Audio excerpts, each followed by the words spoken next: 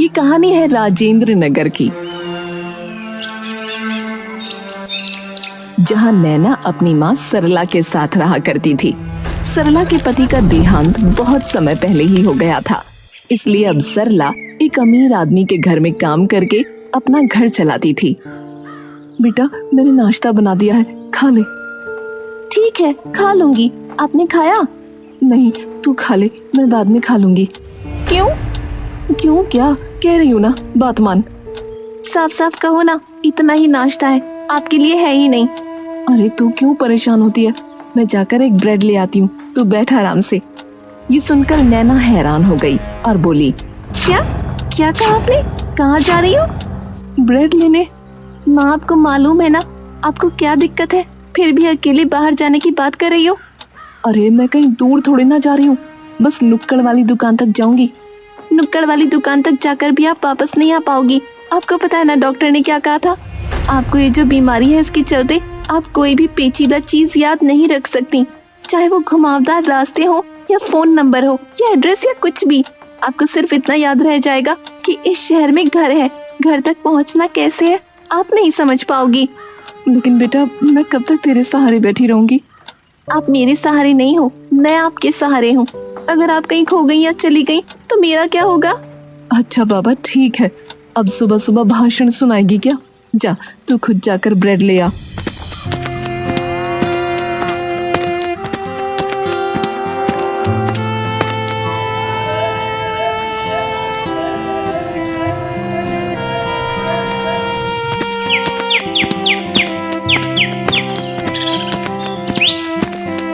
फिर दोनों ने मिलकर नाश्ता किया।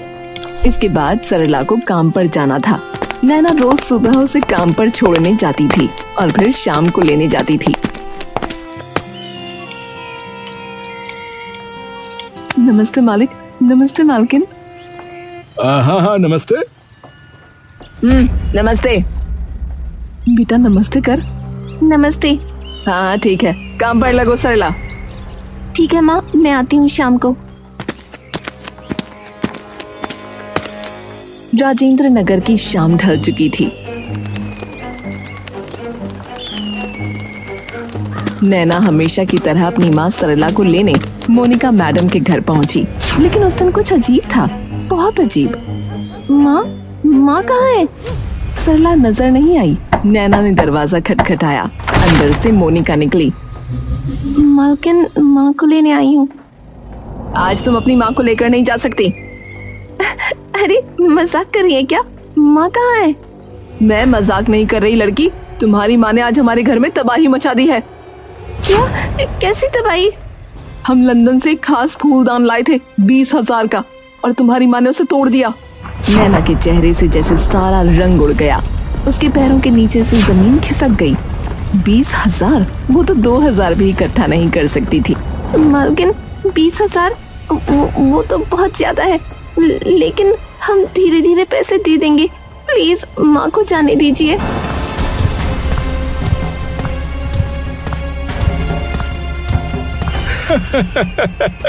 अरे मैं जानता हूँ तुम जैसे गरीबों को। आज दया दिखा दी तो कल गायब हो जाओगी। पहले पैसे लाओ, फिर माँ ले जाना, समझी? कम से कम एक बार, बस एक बार माँ से मिल तो लेने दीजिए। राजीव, दिखा दो इसे इसकी माँ, ताकि समझे अपनी औकात।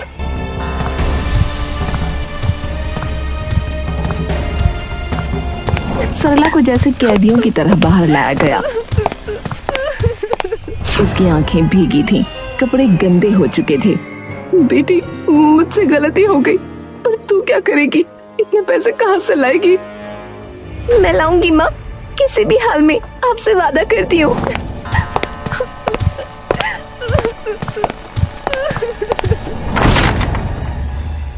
और नैना वहीं जमीन पर बैठकर रोती रही, लेकिन उसे पता नहीं था कि ये राजीव और मोनिका की चाल है। कितने दिन से हम सोच रहे थे कि फ्री की नौकरानी मिल जाए, आखिर तुम्हारा ये आइडिया काम आ ही गया। हाँ और क्या, इसकी लड़की 20,000 कभी ला ही नहीं पाएगी, और ये रहेगी आराम से हमारे घर में फ्री की नौकरानी बनकर। उस पगली को तो पता ही नहीं कि फूलदान सिर्फ 500 का है। उधर नैना को कुछ समझ नहीं आ रहा था। तभी उसके दिमाग में पुलिस का ख्याल आया। वो पुलिस स्टेशन पहुंची।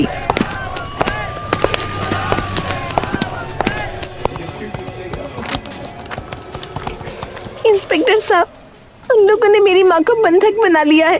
वो बीमार है और उन्होंने बस एक फूलदान तोड़ा। चलो देखते हैं। वो लोग मोनिका और राजीव के घर पहुंचे। राजीव जी, जरा बाहर आइए। राजीव मुस्कुराते हुए बाहर आता है। अरे अरे इंस्पेक्टर साहब, कैसे आना हुआ है? आपके खिलाफ एक छोटी सी शिकायत आई है, लेकिन आप चिंता मत कीजिए, लड़की की ही गलती है। वैसे भी गरीब लोग ऐसे ही होते हैं, आप तो बस थोड़ा वो समझ गए ना। राजीव चुपचाप इंस्पेक्टर के हाथ में कुछ पैसे रख देता है। नैना जैसे पत्थर की हो गई। ये क्या, पुलिस भी इनके साथ मिली हुई है? अच्छा, तो ये बात है। कोई बात नहीं, पर मैं फिर भी लड़ूंगी। मैं हार नहीं मानूंगी।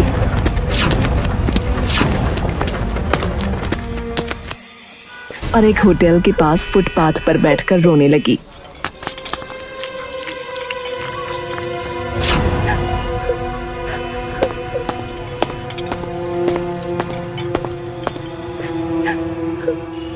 बेटी, ये लो पराठा खा लो, भूख लग रही होगी।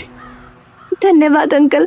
लेकिन जैसे ही वो पराठा खाती है तो कहती है, ये क्या बनाया है? इसमें नमक है या चीनी? अरे क्या हुआ? ऐसा पराठा तो मैं भी ना खाऊं। बेस्वाद, बेहुदा, इतना अजीब पराठा। तू कौन है बे? मेरे पराठों की बुराई करती है, हैं?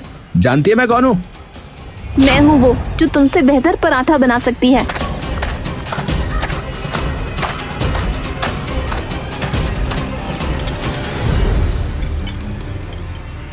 अरे अरे रुक जाओ सब, इतना शोर क्यों मचा रखा है? तुम कहती हो तुम इससे बेहतर पराठा बना सकती हो? हाँ, बिल्कुल बना सकती हूँ। अभी बनाकर दिखा देती हूँ। नैना को रसोई में ले जाया गया। उसने सादे आटे का पराठा बनाया, लेकिन उसमें था उसकी मेहनत का स्वाद, उसकी माँ के लिए उसका प्यार और आंखों में उसके संघर्ष की आग। हे भगवान, ऐसा पराठा तो मैंने जिंदगी में नहीं खाया। वाह वाह वाह वाह, क्या स्वाद है। हा हा हा। मैं भी मानता हूँ कि तुम मुझसे बेहतर है। बेटी, क्या तुम हमारे रेस्टोरेंट में काम करोगी? करूंगी, क्योंकि मुझे अपनी माँ को छुड़ाना है। नैना ने रेस्टोरेंट में काम शुरू कर दिया था। वो सिर्फ पराठे ही नहीं बनाती थी, बल्कि उनमें अपना दिल, अपनी मजबूरी और अपनी माँ के लिए तड़प भी डाल देती थी। हर टुकड़े में उसकी उम्मीद छटपटाकर जलती थी। हे भगवान, ऐसा पराठा तो मैंने कभी खाया ही नहीं। अरे भाई, जब से नई लड़की आई ना, पराठों में जान आ गई है भैया। ये तो सच्ची में पराठे वाली देवी है भैया। रेस्टोरेंट की दीवारें गूंज उठती थी उसकी तारीफों से। और फिर कभी कभी कोई फटेहाल भूखा इंसान वहां आ जाता। बेटिया, 2 दिन से कुछ नहीं खाया, एक पराठा मिल जाता तो। आप बैठिए बाबा, भूखे को भगवान समझा जाता है। पराठा नहीं, दुआ खिला रही हूँ। नैना का दिल सुनहरा था। उसके हाथों से निकले पराठे हर भूखे की दुआ बन जाते थे। 15 दिन बीत गए।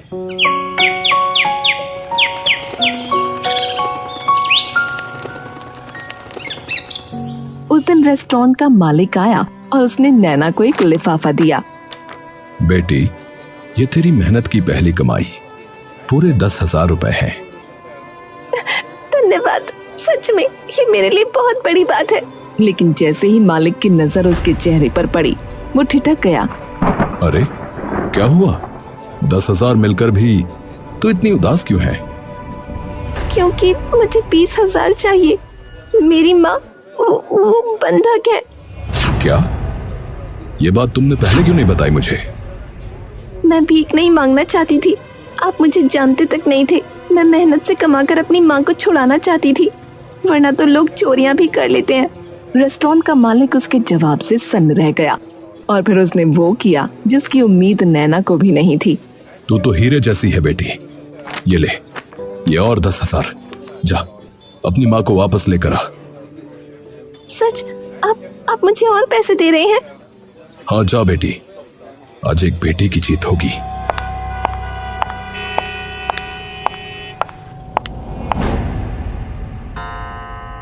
ये लीजिए पूरे 20,000। अब मेरी माँ को छोड़ दीजिए। मुझे उम्मीद नहीं थी तुम ये कर पाओगी, लेकिन तुमने वादा निभाया।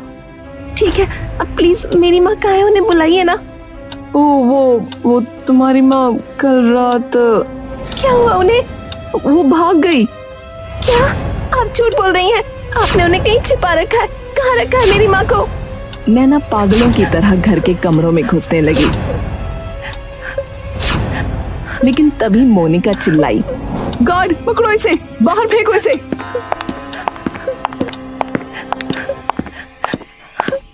हमें तेरी माँ को रखने का कोई शौक नहीं है लड़की। वो सच में भाग गई। हमारी बात पर यकीन कर। दरवाजा उसके मुंह पर बंद कर दिया गया और नैना वहीं सड़क पर गिर पड़ी। नहीं माँ, आप भाग नहीं सकती। आप तो भूल जाती हैं रास्ते। आप वापस नहीं आ सकती। कहाँ गई माँ? अब नैना ने पूरा शहर छान मारा। मंदिरों के बाहर,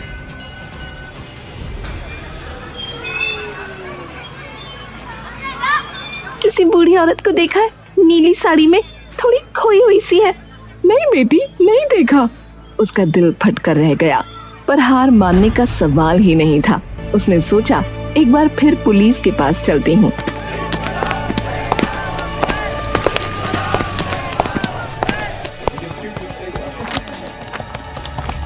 इंस्पेक्टर साहब, मेरी माँ गायब है, बहुत बीमार है, कुछ याद नहीं रख पाती, प्लीज उन्हें ढूंढिए। अरे फिर से आ गई तू? भाग यहाँ से, हमें और भी काम है। आप कैसे पुलिस वाले हैं? एक औरत खो गई है और आपको परवाह नहीं? तेरी माँ भागी या तू कहानी बना रही है, कौन जाने। चल हट यहाँ से। उसे पुलिस स्टेशन से भगा दिया गया। न कोई रिपोर्ट लिखी गई, न मदद मिली। कोई नहीं है इस दुनिया में जो मेरे दर्द को समझे। मैं ही अपनी माँ को ढूंढूंगी, चाहे जिंदगी दांव पर क्यों न लगानी पड़े। थकी टूटी बिखरी हुई नैना जब रेस्टोरेंट पहुंची तो उसके चेहरे पर वो चमक नहीं थी जो कभी उसके पराठों में झलकती थी। उसकी हथेलियां गर्म तवे पर काम कर रही थीं, लेकिन दिल कहीं और भटक रहा था। माँ, आप कहाँ हैं? क्या आप सच में मुझे छोड़कर चली गईं? तभी रेस्टोरेंट में एक गाड़ी आकर रुकी। उसमें से उतरे एक रौबदार अफसर, लेकिन आंखों में तेज। वो थे एसपी विजय सिंह। एक पराठा देना बेटी, बड़ा नाम सुना है तुम्हारा। नैना ने बिना कुछ कहे पराठा बनाकर परोसा, लेकिन उसके चेहरे पर मुस्कान नहीं थी। एसपी ने पहला निवाला मुंह में डाला और चौंक गए। वाह, ये तो पराठा नहीं, जैसे जादू है। पर तू इतनी उदास क्यों लग रही है बेटी? माफ कीजिए, मैं आपको नहीं जानती, पर आपने पूछा है तो बता देती हूँ। मेरी माँ को कुछ लोग बंधक बनाकर रखे हुए हैं और अब कहते हैं कि वो भाग गई। पुलिस ने कोई मदद नहीं की। मैंने समझा था पुलिस जनता की सेवा करती है, लेकिन यहाँ की पुलिस बिक चुकी है। एसपी ने धीरे से अपना कार्ड जेब से निकाला और नैना के सामने रखा। मैं एसपी विजय सिंह हूँ और तुम्हारी माँ को ढूंढ कर रहूंगा, ये मेरा वादा है तुमसे। नैना की आंखें हैरानी से भर गईं। उसने झट से पैर छूने की कोशिश की, पर एसपी ने उसे रोक दिया। चलो, सबसे पहले उस थाने में चलते हैं जहां तुमने शिकायत की थी। ठीक है।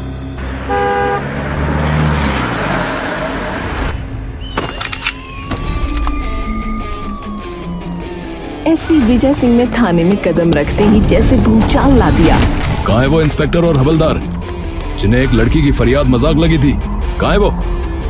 सर सलाम साहब, हमें नहीं पता था सर। चुप रहो, तुम दोनों को सस्पेंड किया जाता है तत्काल प्रभाव से। वर्दी पहनने का हक नहीं है तुम जैसों को। थाने की दीवारें कांपी थीं और नैना की आंखों में पहली बार उम्मीद की चिंगारी जली। फिर वो दोनों राजीव और मोनिका के घर पहुंचे। देखो राजीव और मोनिका, अगर तुमने उस औरत को कहीं भी छिपाया है तो याद रखो, कानून की नजरें बहुत तेज होती हैं। नहीं सर, वो सच में भाग गई। हमने सोचा था कि उसे फ्री की नौकरानी बनाकर रखेंगे, लेकिन वो तो भाग गई। क्या? ये देखिए सीसीटीवी फुटेज। ये रही बाहर की फुटेज। देखिए, ये रही नैना की माँ सरला। ये देखिए, 2 दिन पहले रात को बाहर निकल गई थी। वीडियो में साफ दिख रहा था कि सरला डगमगाते कदमों से गेट के बाहर निकल रही थी। एसपी ने वीडियो रुकवाया और सर झुका लिया। ठीक है, अब ये केस मेरी निगरानी में रहेगा। तुरंत सरला की फोटो पूरे शहर में लगवा दी गई। दीवारों, बस स्टैंडों, रेडियो, हर जगह सिर्फ एक ही पुकार, क्या आपने इस औरत को देखा है?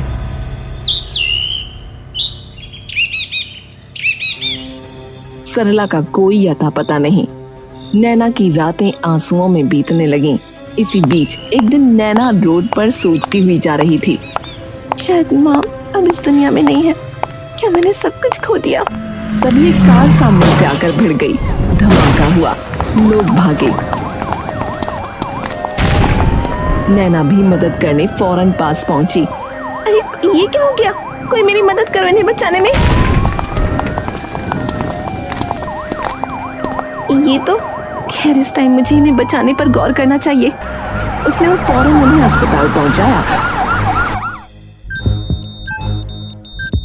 और वहां जब उन लोगों को होश आया तो राजीव बोला,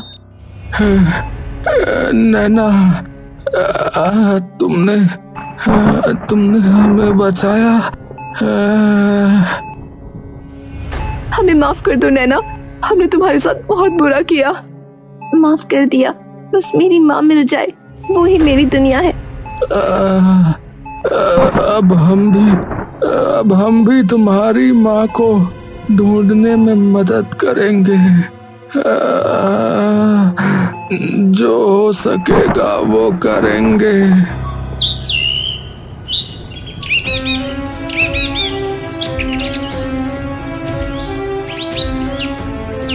अब राजीव और मोनिका भी अपनी जान पहचान और हर तरीके से सरला को ढूंढने लगे, लेकिन दिन बीतते जा रहे थे और कोई सुराग नहीं।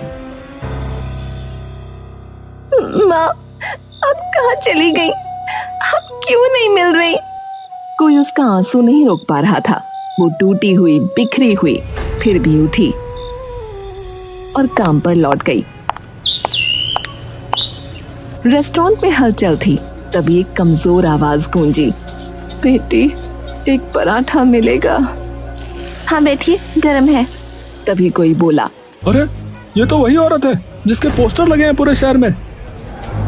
नैना ने झटके से नजर उठाई और उसका शरीर जैसे जम गया। आंखों से आंसू बहने लगे। माँ! सामने सरला खड़ी थी, लेकिन जैसे ही नैना ने उसे गले लगाया सब दर्द खत्म हो गया।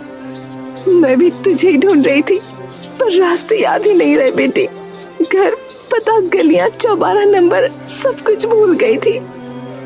मैंने पूरा शहर ढूंढ मारा माँ, हर नुक्कड़, हर मंदिर, बस आप ही नहीं मिली माँ। दोनों माँ बेटी गले लगकर फूट फूट कर रो पड़ी। रेस्टोरेंट के लोग, ग्राहक, मालिक सब तालियां बजा रहे थे। लो भाई, आज पराठों में नहीं, जिंदगी में जान आ गई है। रास्ते भर सरला बस उसका हाथ पकड़े रही, जैसे कह रही हो अब कभी नहीं छोड़ूंगी।